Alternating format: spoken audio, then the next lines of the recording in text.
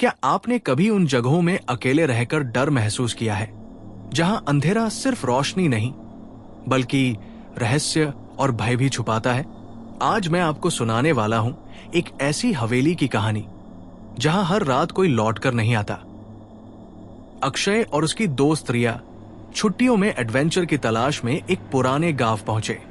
गांव के किनारे एक पुरानी टूटी फूटी हवेली थी। लोग कहते थे वहां रात के समय जाने वाला कभी वापस नहीं आता, लेकिन अक्षय और रिया को डर ने नहीं बल्कि जिज्ञासा ने खींचा। जैसे ही वे हवेली के अंदर कदम रखते हैं, हवा से दरवाजे की चरमराहट सुनाई दी। कहीं से किसी ने फुसफुसाया, यहां मत रहो, अंदर सब कुछ ढह चुका था। दीवारों पर पुराने चित्र थे जिनकी आंखें मानो उन्हें देख रही हों। रिया ने कहा, शायद हमें लौट जाना चाहिए, लेकिन अक्षय ने मजाक में कहा, अरे डर क्या है, बस पुरानी हवेली है। जैसे ही वे ऊपर की मंजिल पर पहुंचे, एक दरवाजा अपने आप बंद हुआ।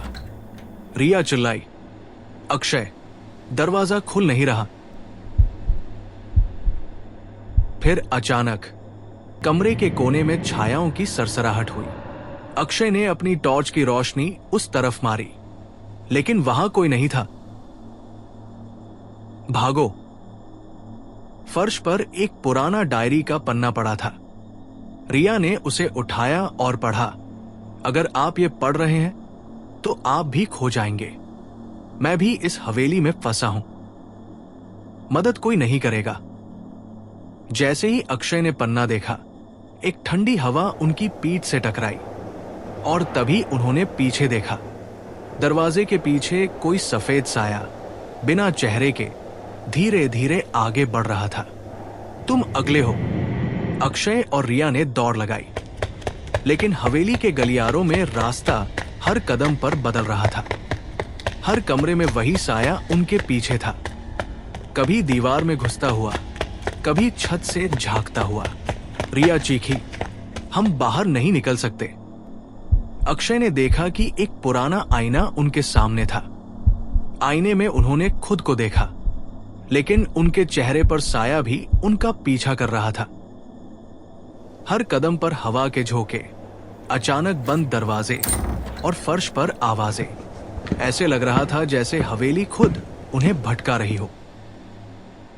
अंत में अक्षय और रिया ने एक छोटे दरवाजे से बाहर निकलने की कोशिश की। जैसे ही वे बाहर पहुंचे, गांव की सुबह हो रही थी, लेकिन जब उन्होंने पीछे मुड़कर देखा, हवेली अब सामान्य दिख रही थी, जैसे कोई डरावनी चीज कभी वहां थी ही नहीं। रिया ने कहा, क्या हमने सच में देखा या ये सब हमारी कल्पना थी? अक्षय ने जवाब दिया, मुझे नहीं पता, लेकिन डायरी अभी भी मेरी जेब में है और हवेली कभी किसी को अकेले नहीं जाने देती। अगर आपको ये कहानी डरावनी लगी हो तो लाइक और सब्सक्राइब करना मत भूलिए। और हाँ, कमेंट में बताइए, क्या आप इस हवेली में अकेले रह सकते हैं?